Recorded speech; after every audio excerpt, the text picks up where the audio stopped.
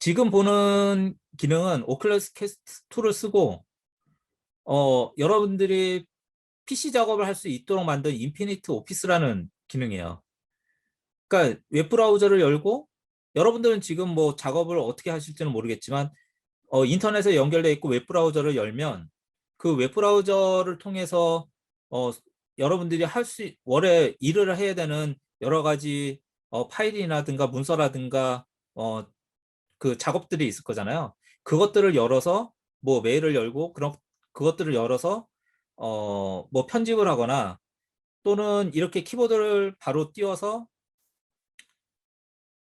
작업을 할 수 있게 그 아까 좀 전에 봤던 그거하고 거의 비슷하죠. 그래서 여러분들 그냥 헤드셋만 쓰고 저 키보드만 있으면 어딜 가든 컴퓨터를 쓴다는 얘기예요. 물론 인터넷도 있어야 되고.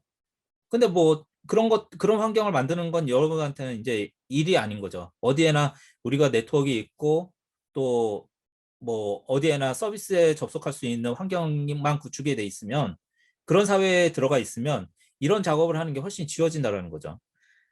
그러니까 지금 이 작업도 어떻게 보면 노트북을 들고 여러 군데 가야 되는데 참 신기하게도 헤드셋만 갖고 이 작업을 다 하고 있다는 게 너무 놀라운 거죠.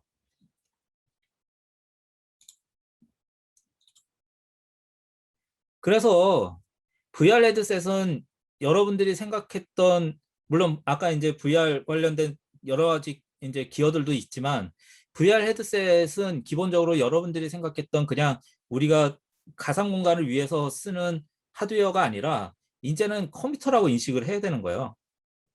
그냥 단순히 어떻게 보면은 이전에 우리가 그냥 굉장히 많은 노력, 뭐 어떤 설명들을 통해서 가상현실 헤드셋을 쓰면 뭐 이런 거야라고 뭐 게임도 할 수 있고 뭐 할 수 있다라고 얘기를 하지만 그게 중요한 게 아니고 이제는 가상현실 헤드셋이 이런 새로운 유형의 컴퓨터로서 역할들을 하고 그 이 공간 안에서의 어떤 우리가 해야 되는 일들을 아니면은 그 공간 안에서 해야 될 활동들을 할 수 있도록 이제 들여다볼 수 있는 인터페이스라는 점을 여러분들이 이해를 하셔야 되는 부분이 있는 거죠.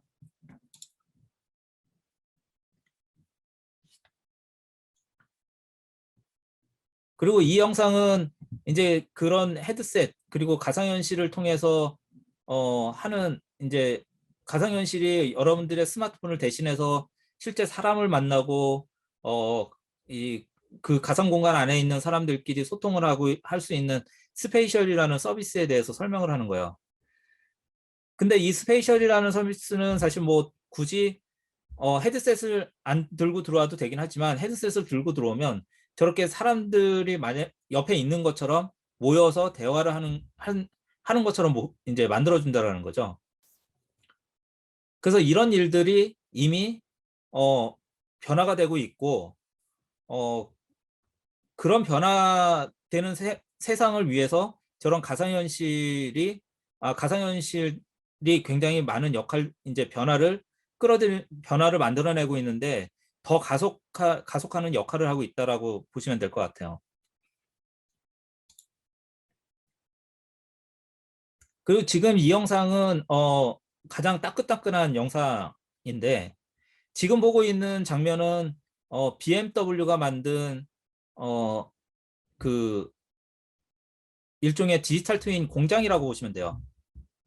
물론 이 공장은 실제하는 공장일 수도 있고 실제하지 않는 공장일 수도 있어요. 이거는 무슨 말이냐면 우리가 보통 디지털 트윈이라고 얘기를 하면 기존에 있는 걸 그대로 디지털 세상으로 복제하는 걸 얘기를 했잖아요.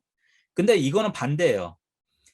그 BMW는 공장을 굉장히 많이 만들고 설계를 많이 바꾸기 때문에 미리 이런 설계들을 적용하 이제 디지털 세상에 먼저 적용을 해보고 그 다음에 실제 세계에 그 공장을 만드는 용도거든요. 지금 보시는 이 장면도 실제 같지만 사실은 그래픽인 거예요. 전부 가상 공간에 만든 그래픽.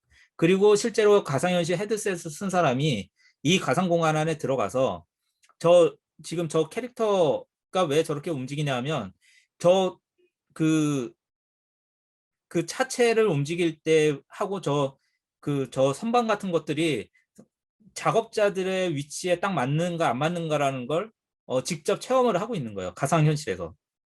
그러니까 디지털 트윈은 우리가 오히려 반대로 생각해야 되는 개념으로 지금 바뀌어가고 있다라는 얘기가 되는 거죠. 그리고 앞으로는 이렇게 디지털 트윈이라는 개념 자체가 실제 세계의 물리적인 세계를 가상으로 옮기는 게 아니라 가상의 세계를 물리적으로 옮기기 위해서 선제적으로 하는 것. 그리고 또 하나는 그 디지털 행위에 대한 어떤 활동들을 그 가상 세계에 녹이는 디지털 트윈을 얘기해야 되기 때문에 이런 개념들이 계속 바뀌어가고 있다라는 걸 놓치시면 안 될 것 같아요.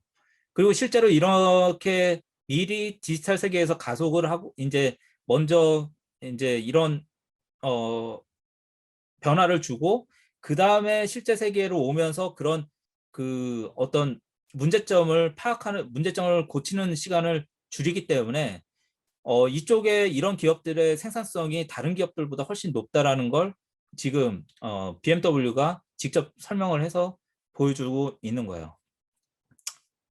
그래서 가상현실과 관련된 변화는 여기까지 설명을 드릴 건데 사실은 메타버스라는 거는 앞서 맨 처음 설명을 드렸지만 우리 세계가 우리 세계에 존재하지 않는 세상일 수도 있고 우리 세계에 존재하는 세상일 수도 있어요. 근데 적어도 현실을 초월한 세상인 거는 맞고 그 현실을 초월한 세상에서는 여러분들이 어떤 창의성을 제한할 필요가 없다라는 거는 분명하다라는 걸 좀 말씀드리고 싶어서 이 마지막 문장을 썼고요. 가상현실과 메타버스에 대한 이야기는 여기까지 드리는 걸로 할게요. 뭐 아마 질문들이 좀 있으시면 제가 질문들을 받고 답변을 드릴 수 있도록 할게요. 혹시 질문 있으신가요?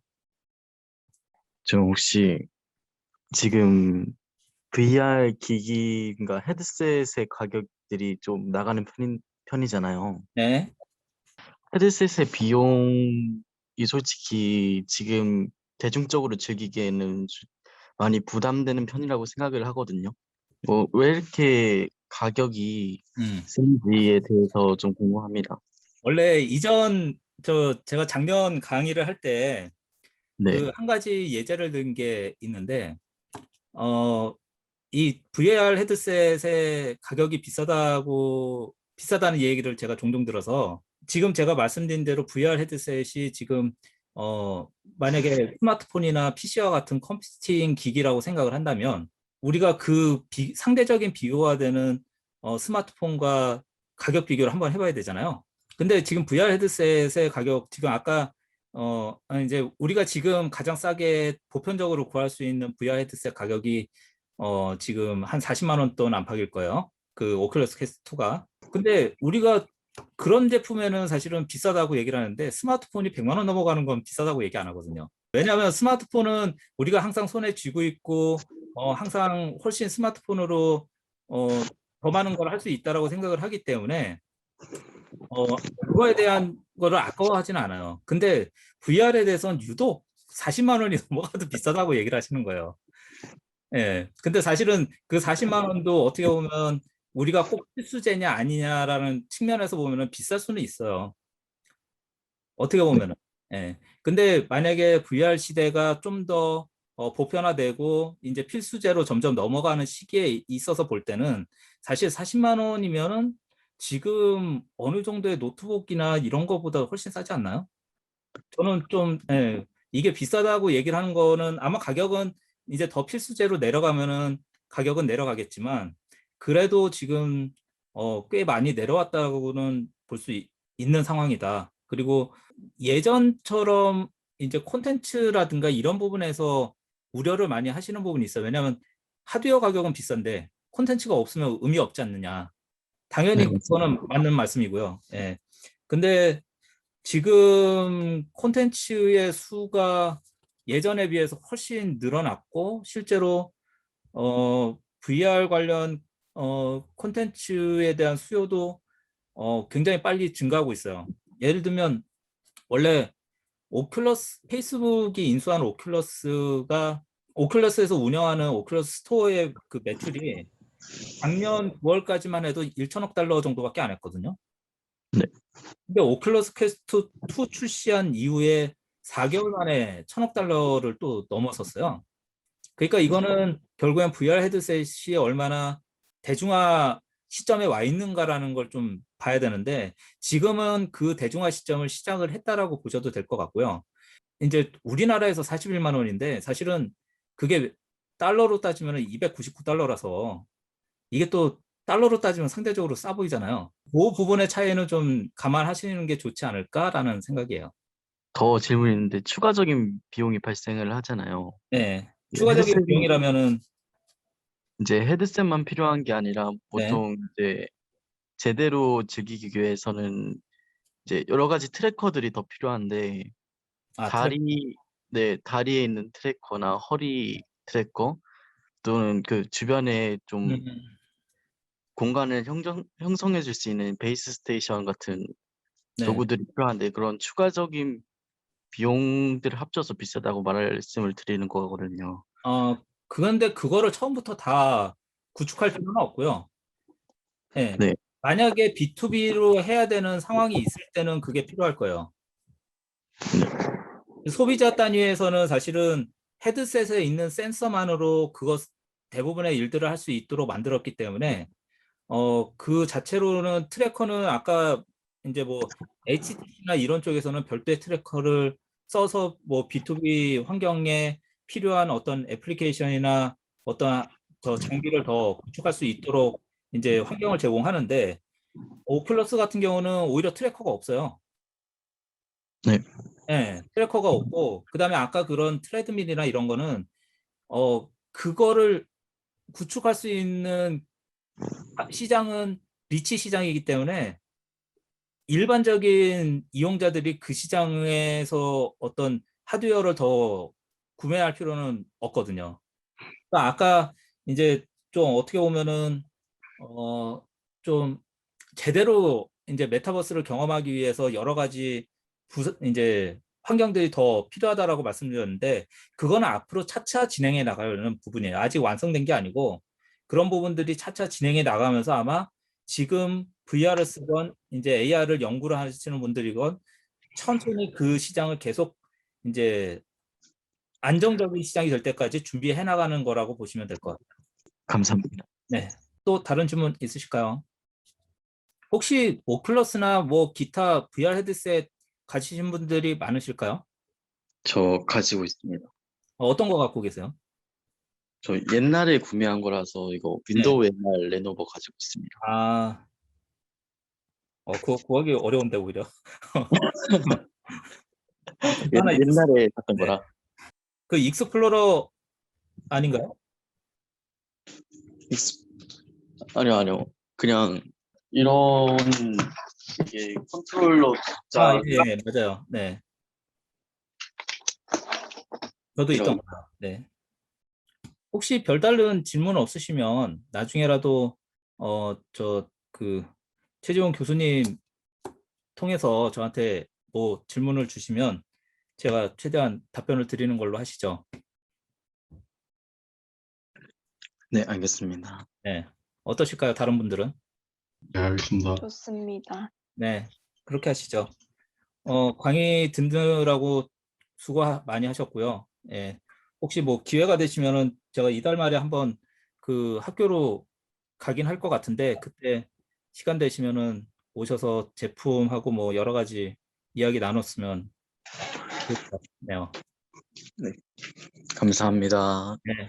고생들 하셨습니다. 감사합니다. 고생하셨습니다. 고맙습니다. 고생하셨습니다. 고맙습니다. 감사합니다. 고맙습니다. 감사합니다.